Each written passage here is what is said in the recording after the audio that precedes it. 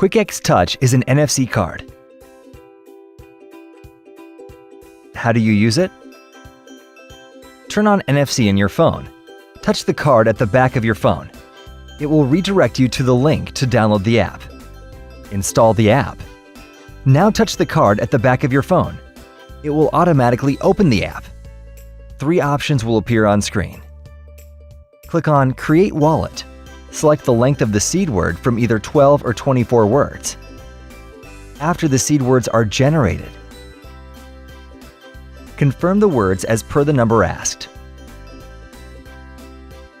Retouch your card at the back of the phone.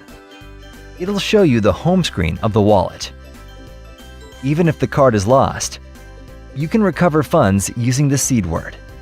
Just put the words according to the number asked for the recovery.